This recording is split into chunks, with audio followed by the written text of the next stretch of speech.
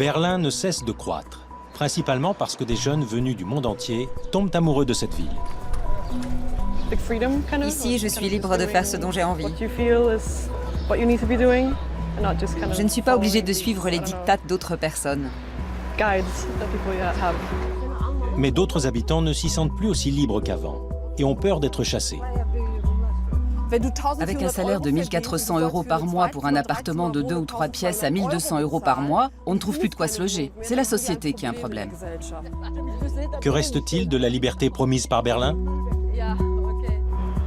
Il n'y aura plus rien si nous sommes mis dehors. Quand plus aucun de nous ne sera là, nous n'aurons que la liberté de partir.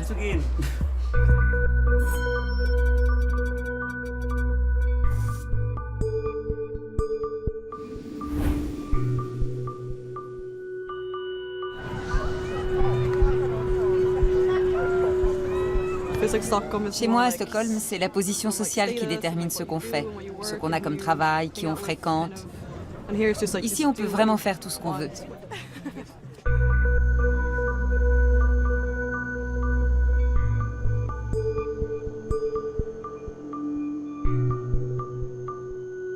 Lisa Dahlström est ici depuis peu. Après avoir terminé ses études à Stockholm, elle avait envie de partir, loin de chez elle, et découvrir le monde. Et surtout, elle voulait absolument aller à Berlin. Elle a donc accepté sans rechigner de s'installer dans un coin plutôt tranquille de la capitale allemande, plutôt qu'au centre. J'aurais préféré être plus près de mon travail, dans un quartier plus proche de mes goûts. Je m'ennuie un peu là où j'habite actuellement.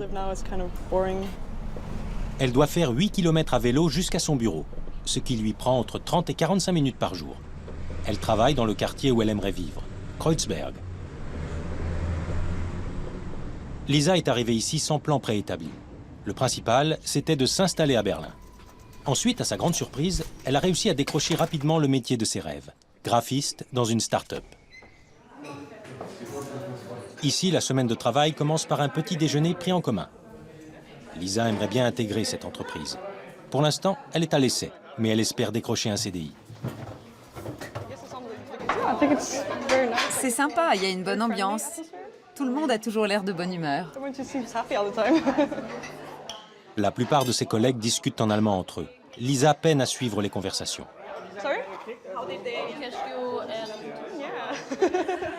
Mais dans le cadre professionnel, elle n'a aucun mal à se faire comprendre. Les échanges se font en anglais. Cette start-up a été créée il y a 1 an et demi dans un but caritatif. Share est une marque qui fait don du bénéfice de ses ventes. Ainsi, chaque bouteille d'eau vendue aide à financer la réparation de puits au Liberia. C'est l'idéal, franchement. Ne pas travailler seulement pour gagner de l'argent, mais aussi pour aider d'autres gens et changer les choses. Tu as jusqu'à jeudi pour finaliser le flyer euro. Je ne veux pas te mettre la pression. Mais ça doit quand même être fini cette semaine. Oui, ce serait mieux, oui. Il y a beaucoup d'informations à gérer, de choses à retenir, un rythme à prendre. Lisa n'a pas seulement trouvé un travail qui lui plaît, mais aussi qui paie bien. Âgée de 20 ans, elle vole déjà de ses propres ailes. Reste à convaincre l'équipe par la qualité de son travail.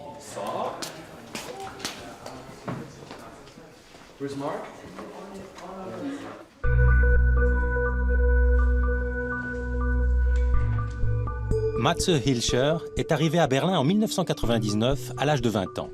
Il est venu pour les concerts, les fêtes et parce qu'il avait des amis ici. Une perspective bien plus palpitante que de rester dans le village de son enfance. Ici, il a pu s'épanouir. D'abord en tant que bassiste d'un groupe de rock, puis en créant sa propre entreprise. Ce qui est génial dans cette ville, c'est qu'elle offre encore beaucoup d'opportunités dans toutes sortes de secteurs. Lorsque son groupe s'est séparé en 2010, il a créé avec un ami le site Mit Vergnügen, c'est-à-dire avec plaisir, qui dispense des conseils et des bonnes adresses à Berlin. On se présente comme l'ami qui refile des bons tuyaux. On indique les lieux à ne pas manquer, les bons restos et les bons plans. Le principe, relayer tout ce qui plaît au rédacteur. C'est une réussite. Le succès de l'entreprise accompagne harmonieusement l'effervescence de Berlin.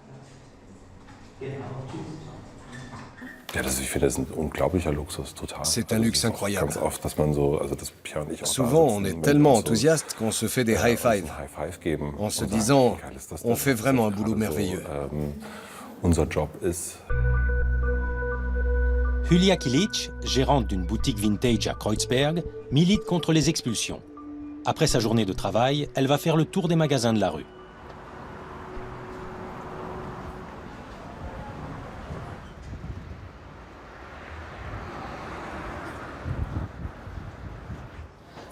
Bonjour. Comment ça va? Pas trop bien. Julia vient apporter son soutien à sa voisine, qui craint depuis plusieurs années d'être expulsée. Il ne t'arrivera rien. Tu ne seras pas viré d'ici. Pas question. C'est important de se battre pour ça. Oui, il faut lutter.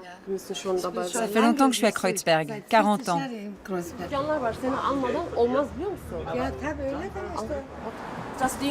Il y a des gens qui habitent ici depuis des décennies, qui ont monté eux-mêmes leur petit commerce. C'est grâce à eux que le quartier est coloré et vivant. Il y a 30 ans, il n'attirait pas grand monde. À l'époque, Kreuzberg n'était ni joli ni tendance. Julia est contente d'avoir pu grandir ici. Quand on était petit, il y avait beaucoup de squats dans le quartier. On a grandi avec ces questions. Comment les gens se logent-ils? Quel loyer payent-ils? Quels droits ont-ils? Comme beaucoup d'autres, les parents d'Julia ont émigré depuis la Turquie à la fin des années 1960 pour chercher du travail. Et ils sont restés ici.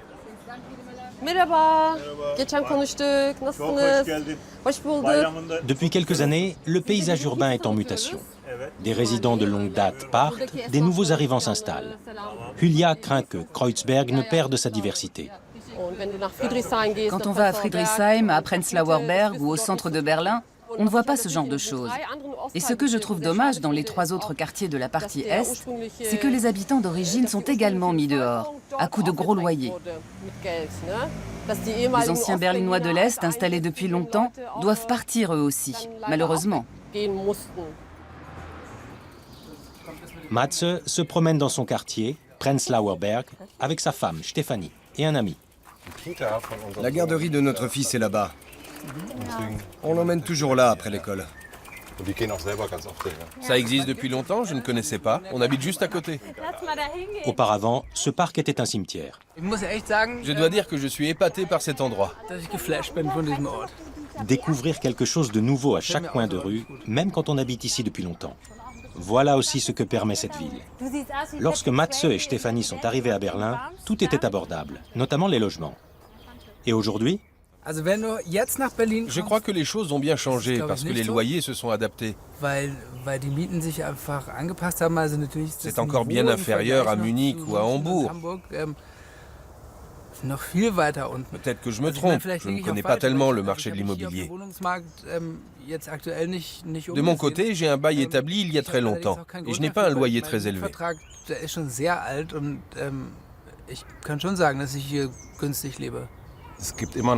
On tombe toujours sur des appartements qu'on trouve incroyablement bon marché. Inversement, on trouve aussi des appartements qui nous semblent hors de prix. Ça a toujours existé. En tout cas, il y a moins de logements pas chers, mais on peut toujours avoir un coup de chance. Ce n'est pas du tout exclu. à qui appartient la ville?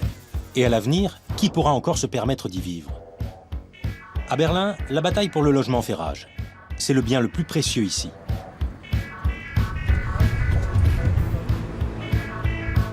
La ville est de plus en plus peuplée, jeune et diverse. D'abord parce que des gens venus du monde entier s'y installent. Ensuite, parce que la natalité est en hausse. Mais dans le même temps, on ne construit pas assez de logements neufs.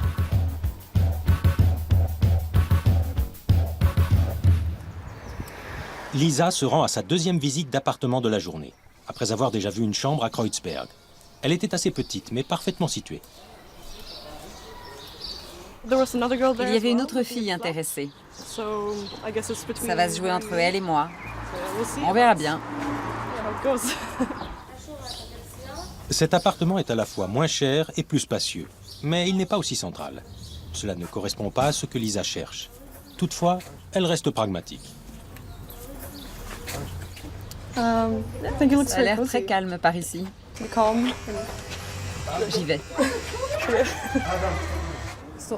Excusez-moi, il faut que je passe.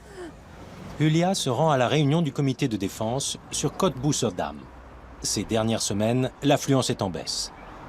Je pense qu'on sera 7 ou 8 maximum, je ne sais pas. C'est peu, non? Oui, mais Cottbusser-Damm a une image de zone difficile. Il faut que j'y passe un peu de temps et que j'attire l'attention des gens, que j'arrive à les toucher pour les persuader d'agir. C'est très important. C'est une situation qui peut toucher n'importe quel magasin susceptible d'être fermé ou n'importe qui dont le loyer augmente de façon délirante. C'est pour cela que 10 magasins de cette rue ont récemment mis la clé sous la porte. Parmi eux, celui de Hassan Kadri. Il y a quelques semaines à peine, il tenait ici un magasin de vêtements. Aujourd'hui, les militants veulent réfléchir aux différentes façons de l'aider. Devant l'ancien emplacement du magasin d'Hassan, ils ont construit une estrade de protestation pour rendre visible cette expulsion. Ils disent « Ah, c'est là qu'il y avait le magasin de vêtements ». Ils regardent la vitrine. Nous habitons à côté, nous sommes au courant. C'était à lui. Oui, oui, je sais bien. Nous avons signé votre pétition, nous vous connaissons. Est-ce que vous cherchez un autre endroit pour votre magasin? Oui, ils essaient de me trouver un nouveau bail. Je vous souhaite bonne chance, sincèrement. Julia pense avoir une piste. Mais comme rien n'est encore sûr, Hassan préfère ne pas en parler. Ce serait un soulagement pour lui. La procédure judiciaire contre son ancien magasin l'a endetté.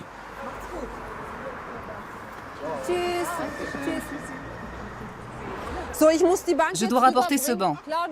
Claudia, Svenja, je dois y aller. À demain. Salut Veit, à bientôt. Je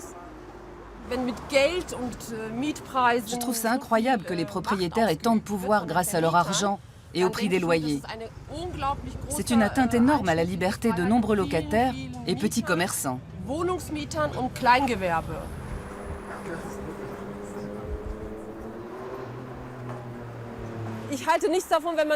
Je veux alarmer la population pour qu'on réagisse quand des gens se retrouvent détruits, chassés de chez eux. Elle a emprunté ce banc à l'épicerie d'en face. Entre voisins, on se rend des services.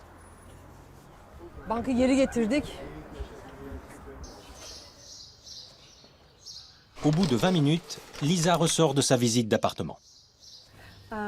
J'ai trouvé ça plutôt bien. C'était en rez-de-chaussée, un peu sombre, mais sinon assez sympa. Les gens étaient accueillants.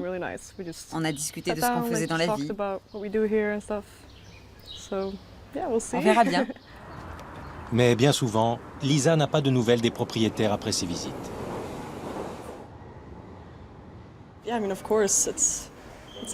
Il faut beaucoup chercher, c'est presque comme un jeu. Je n'ai pas de pression pour trouver en ce moment. Mais c'est quand même frustrant. Attendre. Voilà le résumé de sa journée. Lisa n'a pas d'autres visites prévues aujourd'hui. Elle va maintenant retrouver des amis dans un parc, puis sortir dans la soirée.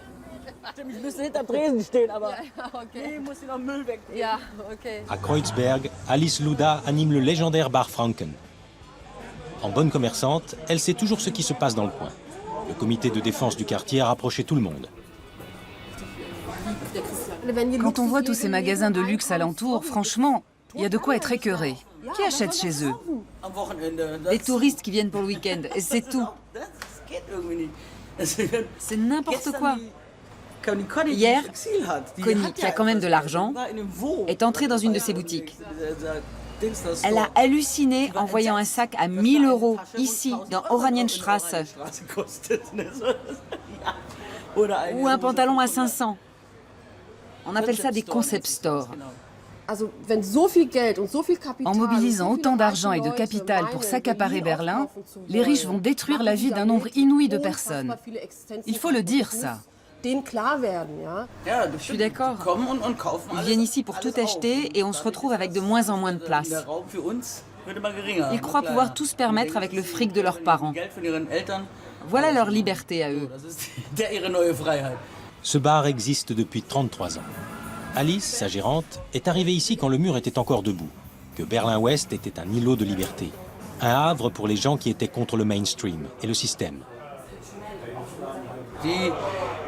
Par exemple, on voyait débarquer ici des types qui s'étaient enfuis de l'armée, des gens qui avaient des idées et des projets différents. Aujourd'hui, c'est plus du tout pareil. Les jeunes veulent faire la fête, dilapider l'argent de papa-maman. Ils sont pas tous comme ça, heureusement. Il y en a aussi de très sympas, qui sont sur la même longueur d'onde que nous, mais les choses ont bien changé.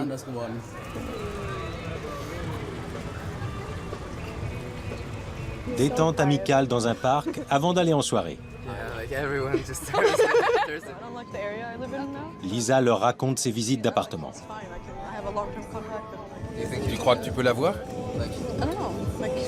Je ne sais pas combien d'autres personnes étaient intéressées. Il y avait une autre Suédoise qui racontait qu'elle avait cassé avec son copain et qu'elle avait besoin de partir. Dans le premier appart, le proprio parlait seulement allemand. Je comprenais rien du tout. J'ai hoché la tête. Lisa peut très bien rester dans son appartement actuel. Pourtant, difficile de se lier avec ses colocataires. Ils changent très souvent. À chaque fois qu'un locataire part, le loyer augmente de 10 € pour le locataire suivant. Quelle horreur! Et comme ça tourne souvent, le loyer n'arrête pas de monter. Berlin est tout de même une ville formidable pour les jeunes qui n'ont pas beaucoup de ressources. L'important, ce n'est pas l'argent. La vie n'est pas chère ici. Ça dépend du style de vie qu'on veut mener. Toi et moi, par exemple, on n'a pas d'exigences énormes. Si on arrive à manger, à se nourrir, ça nous suffit. Mais si on habite ici et qu'on veut y passer toute sa vie, c'est complètement différent.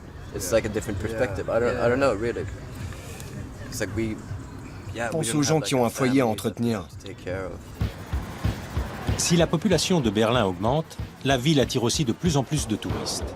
La bière est bon marché, on a le droit de boire dans la rue et les boîtes de nuit sont ouvertes en permanence. C'est irrésistible. Sauf pour les habitants dont la rue se transforme soudain en haut lieu de la vie nocturne. Pour Alice, c'est un cercle vicieux. Sans les touristes, elle ne pourrait pas faire tourner son bar. Mais plus son quartier devient tendance, plus les loyers grimpent. Le sien est indexé, il sera bientôt de 6 000 € par mois. Elle pense sérieusement à fermer boutique d'ici quelques années. Mais elle n'en a pas du tout envie. Et pourquoi est-ce que je devrais aller ailleurs? J'habite dans cette rue depuis 30 ans et je suis ici chez moi. Et je serai expulsée? Pourquoi? Pour qui? Pour des ahuris qui débarquent ici en voulant tout enjoliver? C'est injuste. C'est nous qui avons construit ce lieu. Pas question de rendre ça respectable. Il faut que ça reste tel quel. Pour qui veulent-ils faire ça? Pour ceux qui achètent de beaux logements ici, évidemment. Pas pour les autres. Je trouve cette question formidable. À qui appartient la ville? Je m'en pose régulièrement d'autres. Quelle est notre place? Que voulons-nous faire ici? Je vais prendre un bol de seitan.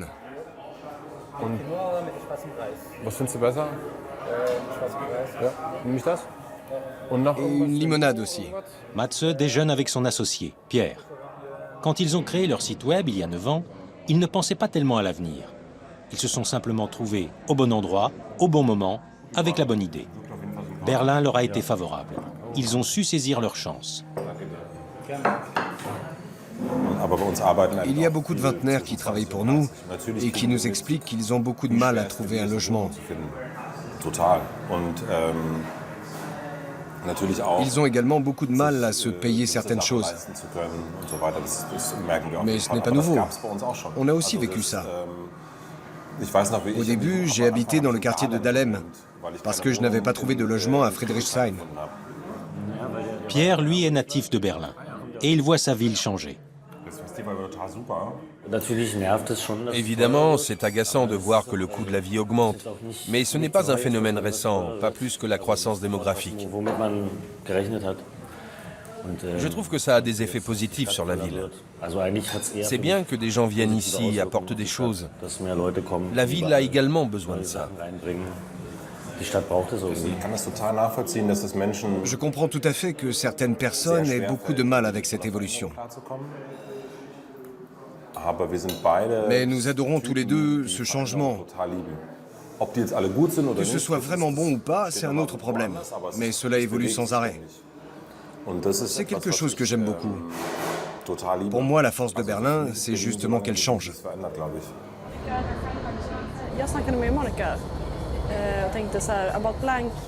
Une heure et demie. Lisa est à présent seule et se dirige vers une boîte de nuit. Quand je suis arrivée ici, comme je ne connaissais pas grand monde, je suis beaucoup sortie en boîte toute seule pour rencontrer des gens, écouter la musique, danser.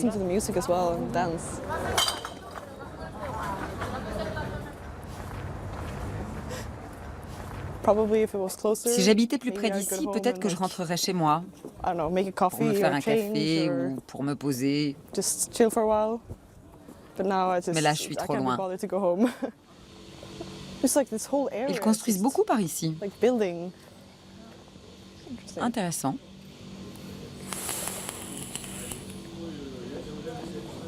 Chez elle, à Stockholm, tout ferme à 23 h. Mais ici, c'est le moment où tout commence. Tu t'es reposé? Un peu. J'ai jamais vu une file aussi longue. Vivre à Berlin, c'est avoir la certitude que la nuit ne finit jamais. Enfin, si on arrive à entrer. Après 1 heure d'attente, Lisa et ses amis sont encore dehors. Sinon, on ira ailleurs. Mais je finis toujours par rentrer. On va voir. 4 h du matin. Après 2 h 30 d'attente, Lisa et ses amis disparaissent dans la nuit.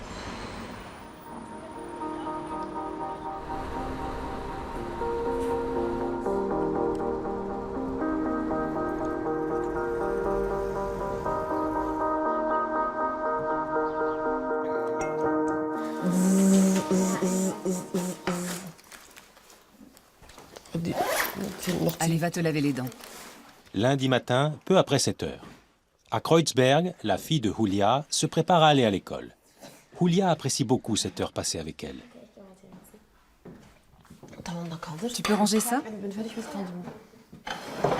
Son fils est encore au lit. Julia vit séparée du père de ses enfants. Elle et lui sont restés en bons termes et s'occupent tous deux des enfants. N'oublie pas les règles, Hélène. Hein? Pense bien à tous les points de grammaire. Depuis que Julia milite activement contre la gentrification du quartier, elle consacre moins de temps à sa vie familiale. Chaque semaine, ça me prend, je ne sais pas trop, sans exagérer, je dirais que ça me prend 20 heures. Elle fait beaucoup de recherches pour avoir des arguments, prendre la parole dans les manifestations et faire connaître l'association.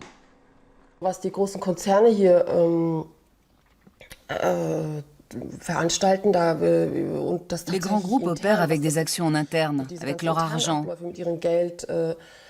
leur structure financière pour s'implanter dans la ville. Tout cela est très complexe. Il faut vraiment se pencher dessus sérieusement.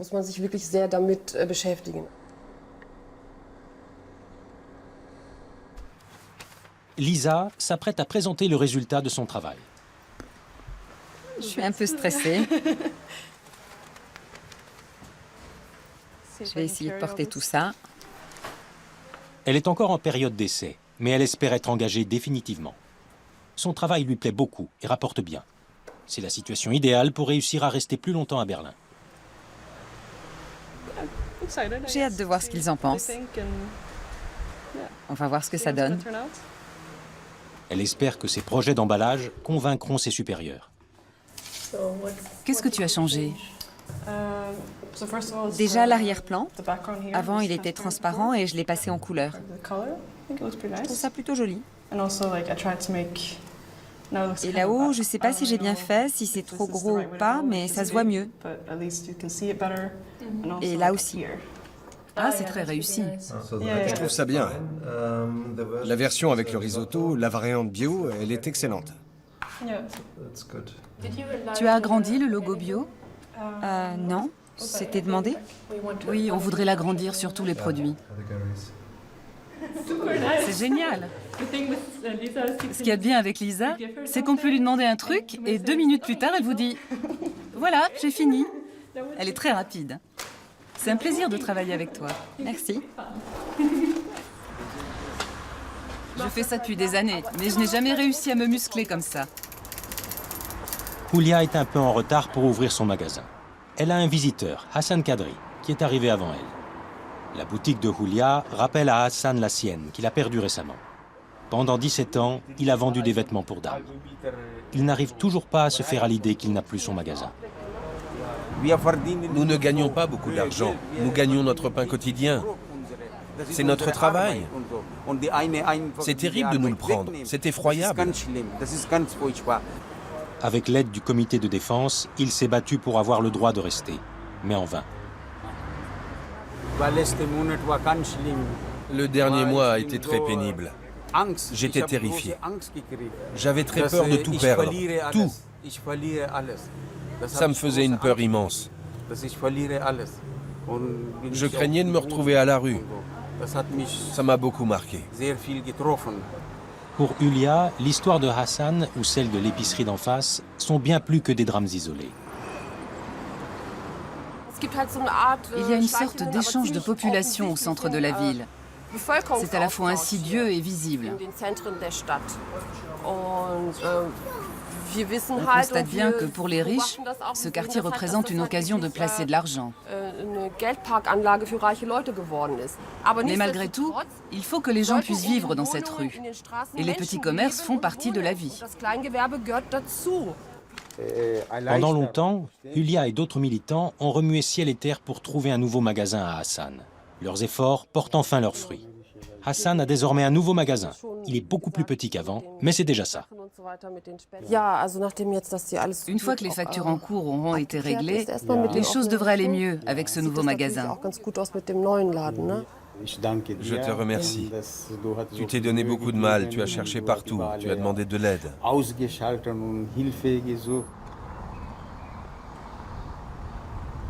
Prenzlauer Berg. Pour les gens qui n'y habitent pas, ce quartier fait office de quartier bobo et d'exemple parfait de gentrification. Matze et sa femme Stefanie y vivent depuis 10 ans. Ils ont beaucoup d'amis dans le coin, connaissent bien leurs voisins. Cet été, leur fils a été scolarisé ici. Pourquoi je reste à Berlin? Parce que j'apprécie cette ville. J'y suis bien, je me sens chez moi. J'ai trouvé un travail qui me plaît, je suis tombée amoureuse, je me suis mariée, j'ai eu un enfant. Tout va bien pour nous, il n'y a aucune raison pour que nous partions. Je crois qu'on peut fonder une famille ici. La ville nous plaisait avant que nous devenions parents, mais elle nous plaît toujours autant maintenant. Matze et Stefanie payent un loyer beaucoup plus élevé qu'avant, mais qui reste dans leurs moyens. Dans l'avenir, seront-ils l'exception plutôt que la règle? En ce moment, les jeunes familles peinent à trouver des logements abordables en centre-ville. Matze et Stefanie, eux, peuvent se permettre de vivre là où ils le souhaitent. À cet égard, ils sont libres. Je n'imagine pas vivre ailleurs. Cela ne s'est pas présenté jusqu'ici. Quand on s'est installé ici, on a continué à chercher, comme tout le monde, parce que c'est difficile. Actuellement, on n'a pas prévu de déménager. Mais il ne faut jamais dire jamais, pas vrai? Oui. David, Lisa et Monica traînent ensemble après le travail. C'est la dernière fois qu'ils sont ainsi réunis. David et Monica vont quitter Berlin et rentrer chez eux. C'est déjà l'heure des adieux, après une amitié trop courte. Je suis contente de les avoir rencontrés, mais ce sera naze de les voir partir. C'est à la fois bien et pas bien. Mais il faut s'habituer à ce genre de choses à Berlin, j'imagine. Monica aimerait bien rester, mais elle est obligée de retourner en Australie. Son visa n'a pas été prolongé. David, lui, repart volontairement. J'ai envie de rentrer chez moi, histoire de me poser un peu. Depuis 5 ans, je n'arrête pas de bouger. Je veux voir ce que ça fait de rester à un endroit. Histoire de te sentir en sécurité, c'est ça? Je peux comprendre. Mais c'est pas ce que je recherche en ce moment. J'ai envie de continuer à découvrir des choses. Quant à Lisa, elle n'a pas trouvé de nouveau logement. Les 2 visites n'ont rien donné. En fait, c'est moi qui ai dit non aux 2. Au fond de moi, je sentais que ça correspondait pas à ce que je cherche actuellement. Et comme je suis pas pressée, j'ai pas besoin de prendre la première offre sur laquelle je tombe. C'est agréable? Ouais. J'ai envie de trouver un endroit où je me sentirais bien. Comme chez toi. Voilà, exactement. J'appelle vite ma fille. Salut Hélène. Tout va bien, je suis en route. On en parlera plus tard ou demain matin. À bientôt ma puce, au revoir. Chaque nouvelle journée s'achève par une réunion. Quand on milite activement contre les expulsions, on a un agenda bien rempli. D'autres préfèrent peut-être faire du tango, mais moi c'est mon hobby. C'est à ça que j'occupe mon temps libre. Je circule dans les quartiers que j'aimerais défendre.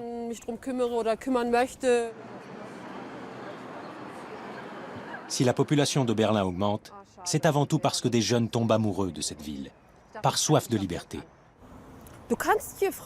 On peut être libre ici. On peut se déplacer, s'exprimer artistiquement, rencontrer des gens passionnants. Il y a des gens venus de toute l'Europe, du monde entier. C'est formidable qu'ils viennent ici. Mais la grande question, c'est quel sort attend ceux qui sont déjà là ?